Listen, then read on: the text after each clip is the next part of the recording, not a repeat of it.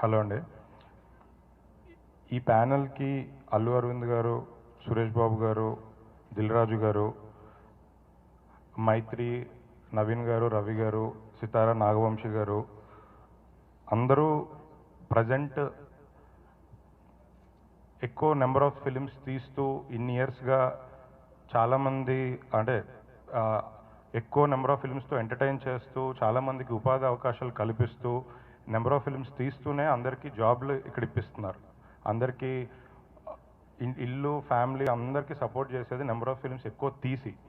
ఇలా చాలామంది ప్రొడ్యూసర్స్ లాగా వాళ్ళు కూడా అవతల ప్యానల్ వాళ్ళు ఒకటో రెండో సినిమాలైనా కనీసం తీసి మాట్లాడమని చెప్పండి.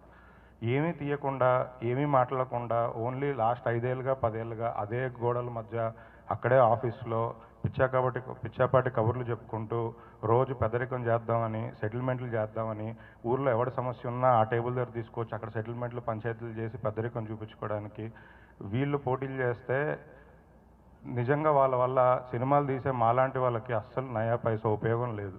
వాళ్ళకి మా ప్రాబ్లమ్స్ కూడా అర్థం కాదు, మా కష్టాలు అస్సలు తెలీదు, మేము ఫేస్ చేసే ఇష్యూస్ ఏంటో వాళ్ళకి సగం నాలెడ్జ్ కూడా లేదు. ఎందుకంటే వాళ్ళ టెక్నాలజీ మారిపోయింది, ప్రతి థింగ్ మారిపోతుంది. ఇప్పుడు లేటెస్ట్ ఏం జరుగుతుంది అనే థింగ్ వాళ్ళకి అర్థం కూడా కావట్లేదు. ఇప్పుడు నేను లాస్ట్ 1 మంత్గా ఈ బిఎంఎస్లో బుక్ మై షోది స్కామ్ గురించి మాట్లాడుతున్నా. ఇప్పుడు నిజంగా వాళ్ళు ఒకవేళ పోటీ చేసి గెలిచి రేపు బిఎంఎస్ వాళ్ళతో వాళ్ళు మాట్లాడగలుగుతారా? అంత సీన్ సత్తా వాళ్ళకు ఉందా?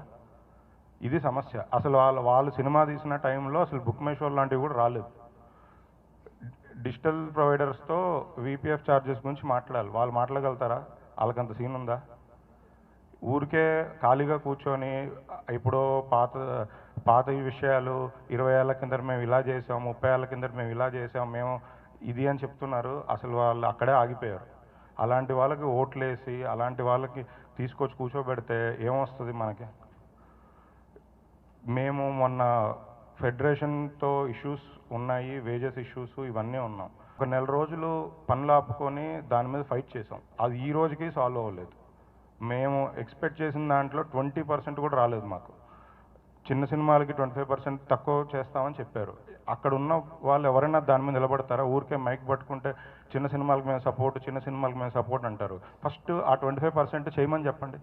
మీ ప్యానెల్లోనే పోటీ చేస్తున్న వాడే కదా ఫెడరేషన్లో ఉండి అడ్డుపడేవాడు. వాళ్ళందరినీ పెట్టుకుంటే రేపు పొద్దున్న ఇంకా వేజెస్ డబల్ పెంచి ముందు చిత్తశుద్ధి ఉంటే ఆ ఫెడరేషన్లో ఉన్న వాళ్ళని మీ ప్యానెల్లో పీకి తర్వాత మాట్లాడండి.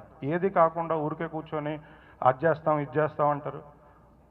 అంటే ఇంకోసారి ప్రొడ్యూసర్స్ వచ్చి వేజెస్ గురించి గొడవ పడకూడదు అని వాళ్ళే కుమ్మక్కయ్యి, వాళ్ళే కలిసి, వాళ్ళే పట్టుకొని కూర్చున్నారు. ఎవరికి లాభం ఇదంతా? అసలు బయట తెలుగు ఫిలిం ఇండస్ట్రీ కాకుండా అదర్ లాంగ్వేజెస్ ఇండస్ట్రీలో బోల్డ్ అనే ఫెడరేషన్లు ఉన్నాయి. ఎవడు తక్కువకి చేస్తే మేము వాడితో పని చేయించుకుంటాం, మా ఇష్టం. ఆ హక్కు మాకు ఇక్కడ లేదు. ఇక్కడ ఒకటే ఫెడరేషన్ ఉంటుందంట, ఆడు చెప్పిన మాట మేము వినాలంట. ఇది ఇక్కడ మాకున్న దౌర్భాగ్యం. ఇలాంటి వాటి నుంచి బయటికి రావాలంటే రన్నింగ్ ప్రొడ్యూసర్స్, ఇప్పుడు ప్రజెంట్ సినిమా తీసే ప్రొడ్యూసర్స్ వైపు నిలబడి సపోర్ట్ చేస్తే ఫ్యూచర్లో సినిమా తీద్దాం అనుకునే వాళ్ళు, నెక్స్ట్ సినిమాలు తీసేవాళ్ళు అందరికీ అండగా నిలబడేది ఇక్కడ వీళ్ళు. చిన్న సినిమా అయినా, కొత్త ప్రొడ్యూసర్ అయినా ఇవాళ పెద్ద ప్రొడ్యూసర్ సపోర్ట్ చేసే ముందుకు వస్తున్నారు. ఊరికే ముట్టి మాటలు, వాళ్ళ సినిమా వచ్చినప్పుడు మాకు థియేటర్లు ఇవ్వట్లేదు అంటే రండి, ఎవరికి ప్రాబ్లం వచ్చిందో రండి, ఇక్కడ 10 మంది ఉన్నాం, మేము ఇప్పిస్తాం థియేటర్లు.